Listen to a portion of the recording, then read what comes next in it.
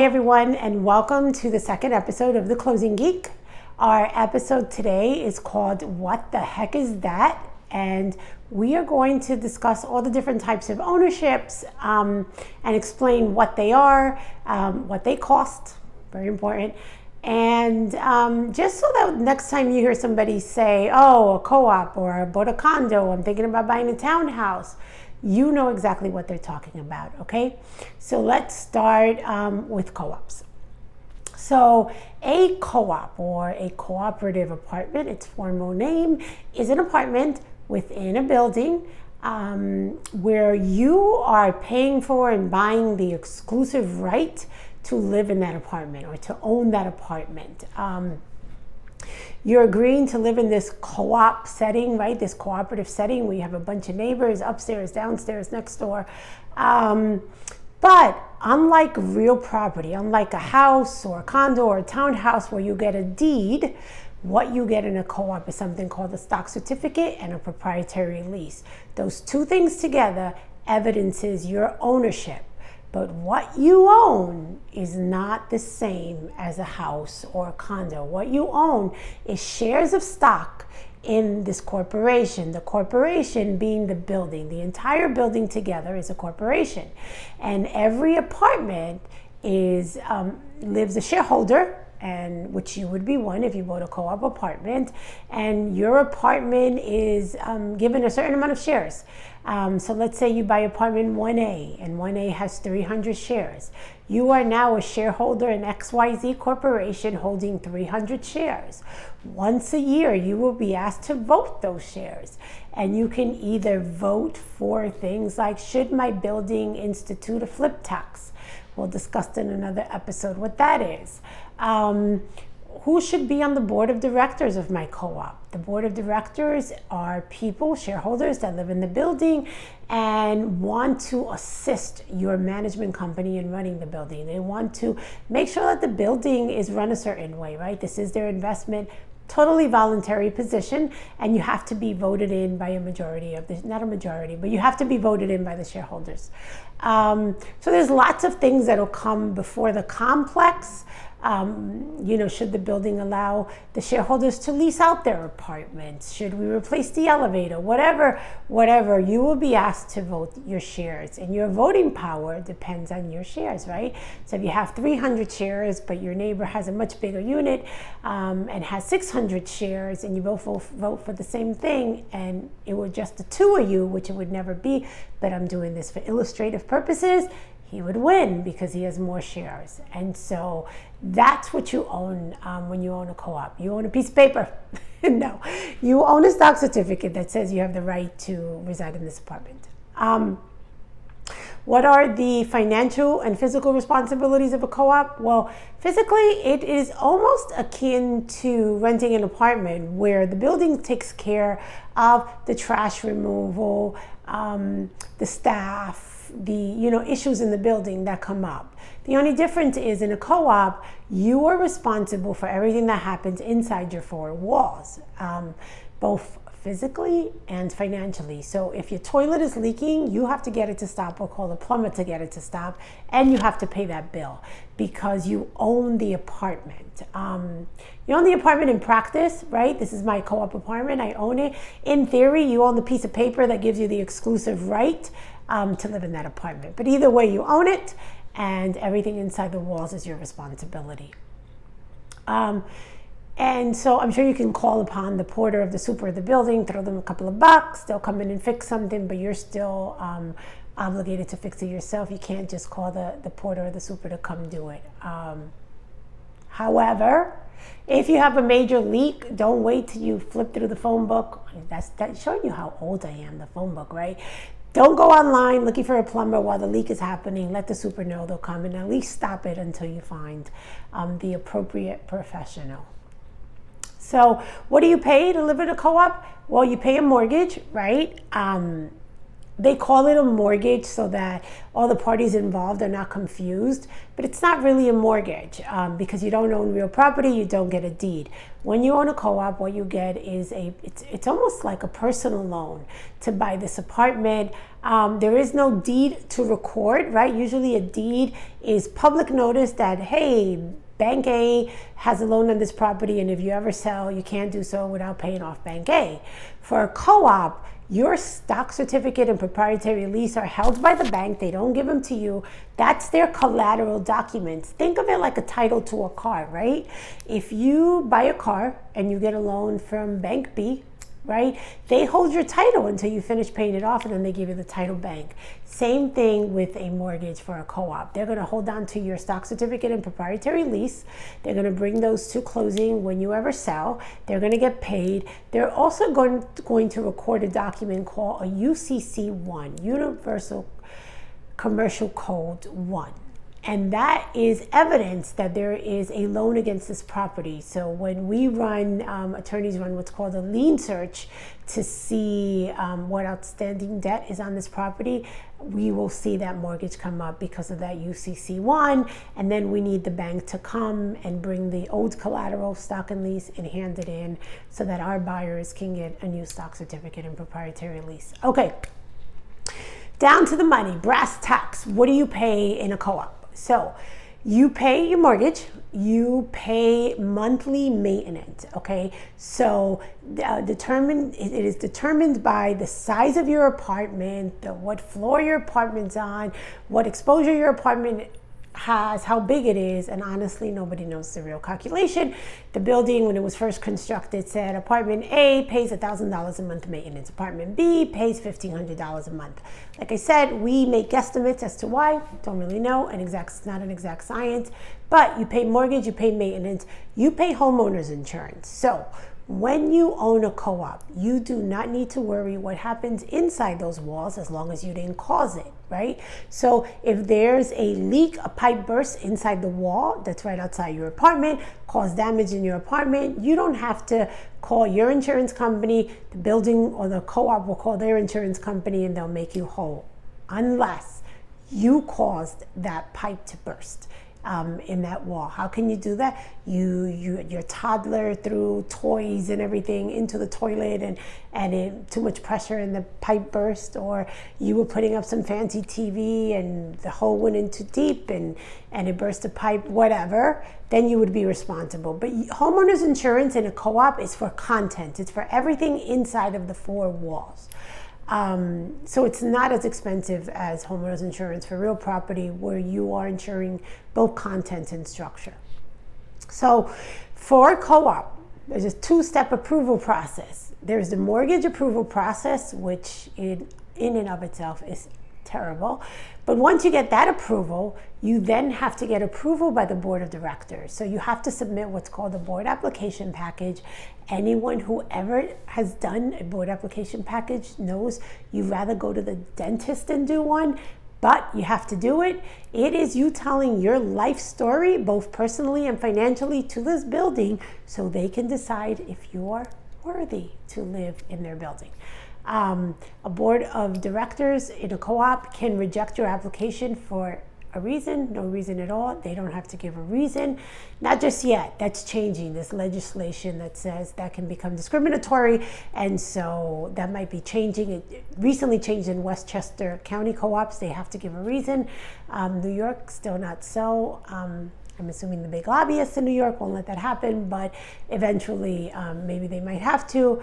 But once you go through that process of submitting your paperwork, the board of directors will call you in for what's called a personal interview. They want to meet you, your spouse, your children, anyone who's going to live in the apartment.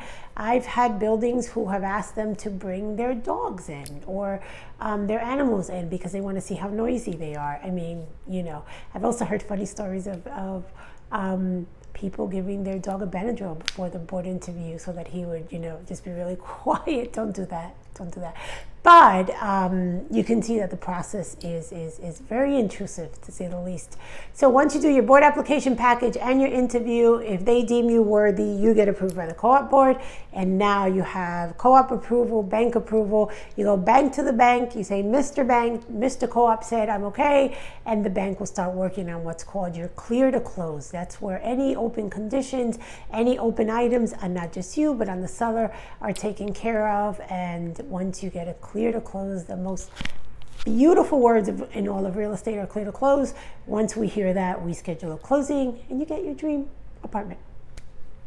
That's a co-op. In a condominium, it is almost the same as a co-op. You live in an apartment building, you share the space with other people, but you do get a deed. It is real property. It is not shares of stock. You get a deed, and this deed says, Diana, you own apartment 2A, and you have a 0.25% interest in this entire condominium building, because that's how much is attributable to your apartment, and I own real property. And so same thing, right? You get insurance for contents, anything inside the walls, anything outside of the walls. My apologies. Anything inside, again, is the responsibility of the condominium, unless you caused it. What will you pay in a condominium? In a condominium, you will pay mortgage. Again, if you have a mortgage, if you're fortunate enough to pay all cash, mazel tov. You will pay common charges. Monthly common charges are the exact same thing as maintenance in a co-op. Not sure why they call it different things, but they call it common charges. And again, what does it cover? The monthly common charges covers the cost of running the building, just like maintenance covers the cost of running a co-op, right? You have to pay building staff, you have to buy oil, you have to pay insurance costs. There's a lot of costs. And you share that cost with all of your neighbors. So that's why they call it common charges, because it goes to pay for everything in the common areas of the building.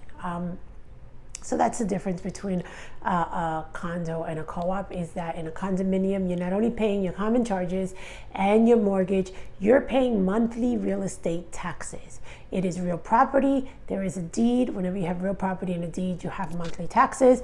And so in a condo, you're going to have those 3 payments every single month. And then on top of that, you're going to have your homeowner's insurance, right? Depending how the condo is structured, you may or may not have to pay water. You may or may not have to pay some other charges, but that, when you're interested in buying a condo, you should look that up. But 9 times out of 10, it's only the charges I told you about. So that's a condo. Same physical requirements, right? If something goes wrong in your apartment, your responsibility. Something goes wrong outside the walls, you contact your condominium board of managers, because in a co-op, like I told you, you vote and you have this group of people who volunteer to oversee the building. They are called board of directors. Same group of people in a condominium building are called board of managers. Again, not sure why, it's just the way the terminology is. And so that's a condominium. Let's go on to townhouses. So townhouses are usually duplex structures. Most times townhouses are in a community of other townhouses, right? They look like houses, but they're in a community of other houses. I always tell people the way you can tell the difference if you look at something, whether it's a townhouse or whether it's a single family house, townhouses don't have as much property. And when I say property, I mean greenery, I mean grass, right?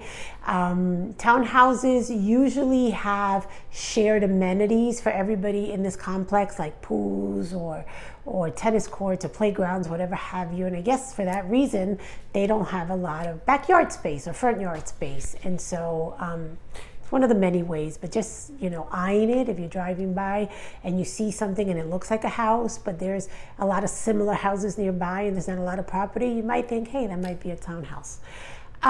What are you responsible for a townhouse? Townhouse, I can't be very specific. I can be general because every townhouse community or complex has their own rules for what you're responsible for, what they're responsible for. Traditionally, mortgage, like always, right? If you take out a mortgage, you're responsible for the mortgage. You're responsible for what's called HOA fees, homeowners association fees. It is the exact same thing as maintenance and common charges that we just spoke about. They use those fees to maintain the pool, pay the staff, do all the things they need to do to run this complex.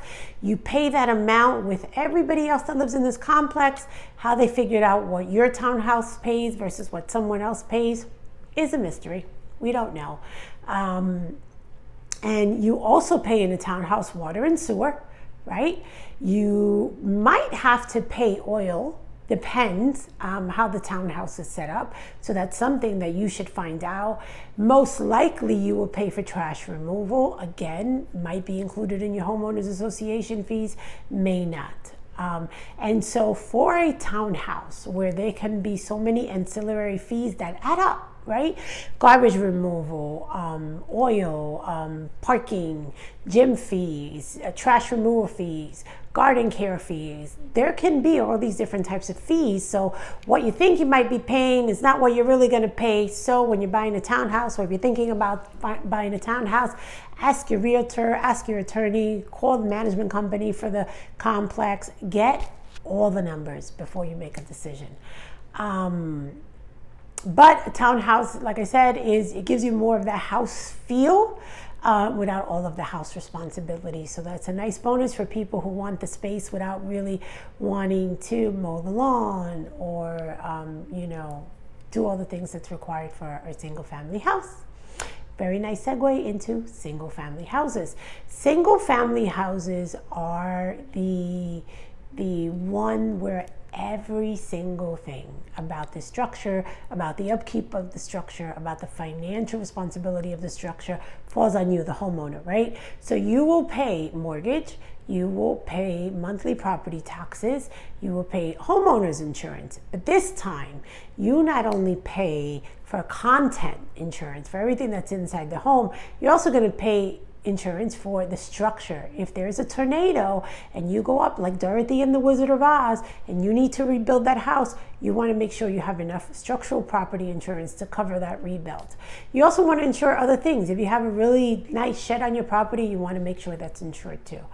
I always tell people, remember, when you build really cool things on your property, call your insurance company, let them know, see if they can cover it, just in case. But in addition to homeowners insurance, mortgage, property taxes, you're going to pay for water and sewer. You're going to pay for the local city waste company to come and pick up your garbage once a week. That's when they do it, once a week. For those of us who were city dwellers like me, and I throw out my garbage every night, a little bit of a culture shock. They pick it up once a week. So keep it stored real good so you don't get any visitors by your friendly local animals. You're also going to pay for oil unless you have a natural gas house, right? And that's something you can look for. You can say to your realtor, well, I only want to look at houses that are natural gas because I don't want to pay for oil. Oil prices fluctuate, and this year maybe it costs you $200-300 a month to keep oil, to keep your tank filled. Next year it might cost you $500 or $600. It depends. And so you can ask for houses that are just fueled by natural gas, and then you don't have any oil. Not only don't you have to pay for oil, natural gas houses, my house is a natural gas house, utilities are less because the house runs differently. So that's something you can look at when you talk to a realtor. In a single family house, you're going to have to pay for lawn care, right? Somebody to come, or you can do it yourself. But if, again, you're new to this home ownership thing, you're not sure exactly what to do, at least initially you're going to have to hire people to help you, teach you what you're supposed to do. And so that's another expense. Anything that breaks in that house, in the wall, outside the walls, wherever, you have to fix it. And so I always tell my buyers, while a house is phenomenal, make sure you are ready both financially and emotionally for what it takes to own a house. It's a big emotional investment and physical. It is a lot of work. We're getting our house ready for spring right now and summer, and oh my God, I just never knew. Nobody told me, so I'm telling you. So that's a house. The homeowner's insurance is much more expensive in a house than it is in a co-op or a condo because of what I said to you. You're insuring the structure and the contents. So the next type of home ownership is a multi-family house, which is exactly like a single family house. The only difference is that there is either an adjacent property, an adjacent house, right, attached to your house, 2 properties, multi-properties, or maybe a finished apartment above the garage that you can rent out. And they call it a multifamily. And the nice thing about that is that you can have income if you rent that out to help you with your mortgage. However, I implore you, never buy, ever buy a house counting on rent in a multifamily house, because if your tenant doesn't pay, if your tenant skips town, if whatever happens that you don't collect that rent, you're going to default on your mortgage. Make sure that your mortgage is something that you are comfortable doing on your salary, on your assets. Do not depend. That's just a bonus, right? It makes it easier, but don't make it something that you absolutely need in order to pay your mortgage, or you can find yourself in a bit of trouble if your tenant doesn't pay. Pay all the same things as in a single family house, but if you are renting a second space to someone, you are now a landlord, and you will have to fix things when they call you and say something's not working. You will have to fix things they damage, and then if you want to charge them back, argue with them about it. And that also reminds me to tell you, if you are going to rent to someone, I don't care if it's a sister, brother, niece, cousin, get a lease, right? We see so many stories of people renting their second house or their finished attic, basement, whatever it is, and then the tenant says, I'm not responsible for this, I'm not responsible for that, you're responsible for this. Put it in writing. It preserves relationships. It makes it easier for you, whether they're a family, a friend, or a stranger. Put it in writing.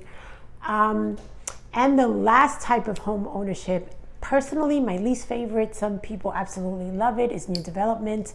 New development is where a builder has not yet built the property you are buying. You go in, you look at a sample house, a mock house, right? And they tell you this is what it will look like when it's done. And you buy the property based on what it will look like. You get to pick out the finishes, the floor, the counters, the bathrooms, all of that fun stuff, which is great. But there's a base price for the house, and then there is the price for the house with all of the added additions, right? So you can imagine, for the base price, they're going to give you the most basic of floors and cabinets and countertops. And then once you start upgrading and you choose a more expensive countertop or a flashier cabinet or nicer floors, your base price is going to keep increasing. So what you bought the house for is probably not what you're going to close on the house for. And the problem comes in when you've only been approved for a mortgage for a certain amount of money, and now the price has skyrocketed, and you go to closing and you realize that your lender's not lending you all of that money, and you have to come up with all of this cash at closing. The also other problems I see sometimes is that something happens with the builder. If you're buying from a new if you're buying a new development from a builder, make sure it's a reputable builder, right? Just make sure, because the builder can go bankrupt halfway through the project. You gave a deposit, you're 6 months in, you got to move out of your house you're currently in, or your rental where you're currently in, you have no house to move into because it was never finished. So be very wary of the builder you buy your property from. Also, the builder can die. I mean, God forbid, but right, that's a reality. You have to make sure you have enough leeway time for things that come up that you didn't expect. And so those are new developments. I hope that after today's episodes, you understand the different types of ownership. You can sort of sit down with pen and paper and say, okay, what am I looking for? What can I afford? And what do I physically want to be responsible for? And make an educated decision based on the information here today. If there are topics you want us to cover, or a question that I didn't answer about one of these ownerships, let us know, and I will be happy to cover it in next week's episode. Also, if there's topics you want to talk about, you want me to talk about, you want me to answer, write a comment below, and I'll get to that in another episode. And in the meantime, I hope that I taught you something today. My voice is dry, a lot of talking, but that's it for today. We'll talk again next week. My name is Diana. Good night, and geek out.